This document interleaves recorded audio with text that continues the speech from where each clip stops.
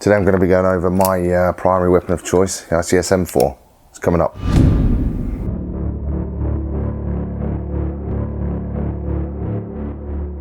Hey guys, Mike here from Templar Airsoft.com. Thanks for watching. So I'm going to be going over my ICS M4, my primary of choice. I wasn't going to do a review of this, just get rid of that, because it's not a new gun. It's nothing fancy. You know, it's actually an ex-rental gun. It cost me £80 when I first got into airsoft. But it is a bit of a beast in terms of it just sort of keeps going. It's accurate. It's consistent, and so far it's been pretty reliable. In fact, I've only had one drama with it, and that was the motor went. But as I said, I got it for about £80, and it just sort of keeps going. I've not changed anything internally really in terms of the motor. I'm actually kind of experimenting a little bit just to see how long this will go for.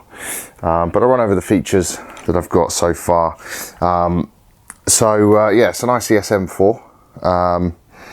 Now I know there's a lot of different versions of the ICS M4 depending on what year you buy it. I have no idea what one this is, but it is the one that comes with the Colt trades, I think it is. I can't remember now because I've painted over it, but I think it's the Colt trades. But yeah, it originally came with a solid stock and plastic handguard. It was an M4A1, basically with a solid stock front sight and the longer barrel. First thing I did to this was swapped out the solid stock for a retractable. I've got a crane stock on here. This is a GMP crane stock, I believe. Again, I got it secondhand online and I fitted it on here. Did need to do some modification to the buffer tube, or the stock tube area, because it didn't quite fit. And what I've had to do there is I've had to basically put some spaces in there because of the way the ICS rear stock adapter works. I've got a Magpul ASAP plate, I think ambidextrous single attachment point, I think that stands for. But yeah, I've got that on the back, and that's very good. When my sling's attached to that, if I'm running at one point, it moves left or right depending on where I move the gun. Grip's the same. Everything else is the same. Coming on to my optics, this is an Aimpoint Comp M2 replica. No idea what brand it is. It was unbranded basically, so I don't know what make it actually is, but works very well. I've got a lens protector on the front, which is just 2 sheets of 5mm sort of polycarb that I've cut to shape, and it just goes under the lens cap there. I'll put a link. I've done a review on a video on how to do that, so I'll put a link on the a pop-up for you to see that. Very reliable. It's got a very small dot, so during bright summer days it can be quite hard to see the dot. Something like an EOTech, they tend to work a little bit better during bright sunny days because they've got that bigger reticle. This is just a single dot. Lower light, and especially at night time, it works very, very well.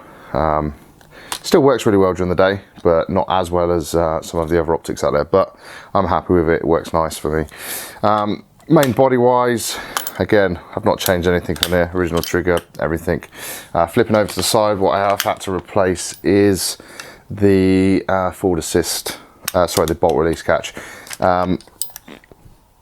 When I bought it, this was actually broken in half, so I just replaced it. Front here, we've got I think it's the 9.5 inch Daniel Defense rail. It's the Mad Bull licensed one, and this is for GMPs, and it's very solid. There was no modification needed for this.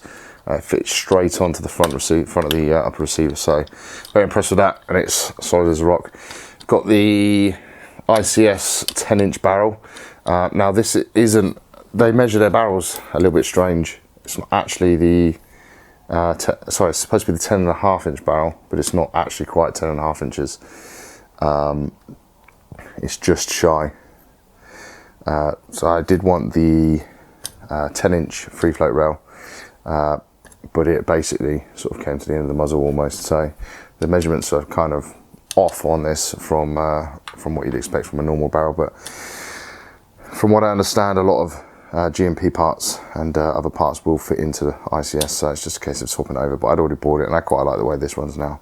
Flash hider on the front is just the standard M4A1 birdcage flash hider. Come on to the underside, this is just, I think it's a Knights Armament vertical grip. It's just a standard vertical grip basically though. On the top, I've got the Element PEC 16, which is very good in my opinion. I prefer this over the PEC 15. It's got one extra function which works really well. So you've got the main bright light. I'll just show you there. You've got the red laser, which you won't be able to see, and then you've got the blue light, low level blue light, which again you can't really. Sorry, that's off. That's why you can't see that. That's low level blue light. You can just about see that on the camera. The low level blue light is really good if you're trying to sneak around through a building and you don't want to be banging into stuff. Obviously, if you've got no night vision, you can switch on to low level blue light, and it doesn't give off too much light into the building. It doesn't really alert people unless they're really close to you. You've then got you've got a little hex screw on there that you can undo and turn it into the infrared modes, but I've not tested those because I can't imagine they'll be very good. Coming further back here, I've got a Daniel Defense detachable sling point. It's one with a little button that pushes in out. I've got rid of the button. I just use that as a sling mount. Basically, I attach my sling to here and here. I'm actually going to be moving that probably a bit further forward. I don't really run 2-point sling anymore, but when I do, I'd kind of prefer to have it a little bit longer, so than the shorts are there. But you know, that's it. That's it in terms of external modifications. Internal modifications, all I've done is I've swapped out the inner barrel. The one that came with this was horrendous. As I said, it was an ex-rental gun. I paid £80 for it initially, and I mean, it had been used, I think it was about 2 years it had been a rental gun. Most of the black paint had worn off, so it was very worn.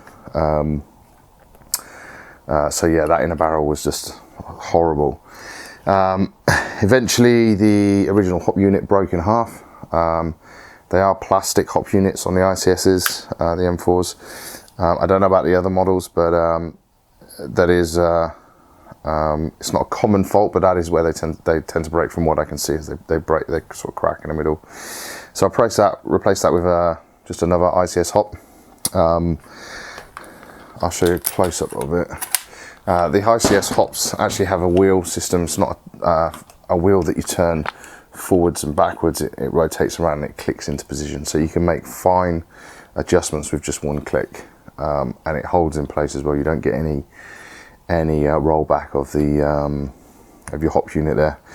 In terms of rubber and nub, I've got a standard nub in there and the Mad Bull red. The Shark Red, I think it's called, and that again gives me, for this gun, I get great consistency in terms of FPS. It's hitting about 343, give or take, sort of 5 or 6 FPS.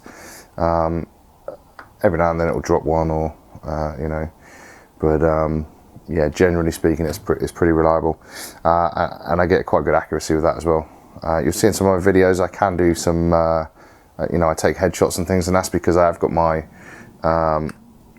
my optic zeroed to about 15 to 20 meters. I've got it zeroed to sort of take a headshot. So that's why you'll see in some of my videos I can, you know, I do that. In terms of internals, Gearbox, I haven't done a thing on this. I'll just open it up. So Gearbox, everything is in here exactly the same as when it was first made. I don't know if there was any modifications done prior to it being a rental, but yeah, it's pretty much exactly as is. I've taken the gearbox apart and I've re-shimmed it and greased it up, done a little bit of servicing, but but that's it. I've also rewired it because the wiring on the ICS is pretty brittle. It's not the nice sort of soft silicone coated wire.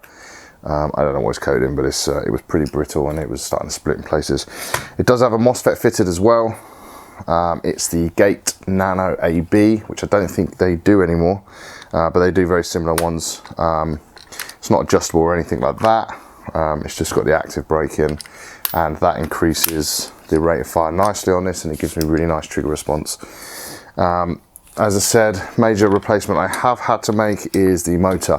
The motor burned out actually on a game at the sandpit, and it just came grinding to a halt, and that was after I'd had it for a year. So it'd been a rental for about 2 years, I think, and then I'd had it for a year, and the motor kind of went. I replaced it with, again, another ICS Turbo 3000. Actually replaced it with a second-hand one because I couldn't get a brand new one delivered in time before playing a game, and I've left that one in there, and I'm going to see how long that one lasts, basically. And that's it, really. It's rear wired. Rear wired in the back. The MOSFET just on the Dean's plug there, right next to it. The way I've wired the MOSFET is the 2 signal wires going to the trigger contacts, and the battery going to the motor and back. That's it. That's it. Yeah, I've got my pressure pad here on the side, and I've got a bit of Scappa sniper tape covering that. It's got a bit of paint on it. The front handguard doesn't have paint on it because all the barrel and the flash hider, because I changed those after I'd done the snakeskin camo paint job. Also, if you want to see how I did that paint job, again, I'll put a link in the a little pop-up and a link in the description. But that's it. That's my ICS M4. Nice and reliable. It's accurate, and you know, the range is pretty good on it for the M4. And yeah, it's my weapon of choice. So that's it. That's my ICS M4. As I said, a bit of a battle horse. You know, it was a very cheap gun. It's been used and abused prior to being given to me, and you know, hopefully it will last a bit longer. But I'm going to sort of keep an eye on it, and you know, I'm very impressed with them. If you've got an ICS, and you know, let me know in the comments below what you think of it. They've got a bit of a bad rep from the years gone by, but my experience of them was very good, to be honest. So yeah, let me know if you've got an ICS in, you know, in the comments what you think of it, or if you don't have one or you had one in the past, you know, let me know what you guys think. If it's your first time to my channel, I'd love to have you subscribe, so please do hit the link below. I do appreciate every single one of you guys that hits that button, and obviously you'll get notified of up and coming videos. Speaking of which, I've got the loadout video from the previous Milsim I was at up Gorgon. I was running chest rig and a patrol pack for that rather than plate carrier, so I've got that coming up, and following that I've got the Milsim series. It'll probably be 2 or 3 parts again, like before. Slightly different take this time because I was in the commander role. I wasn't really at the front kicking through doors and stuff, so slightly different take on it, but hopefully you guys will still find it just as interesting. So and that's it for now. So as always, thanks for watching, and see you next time.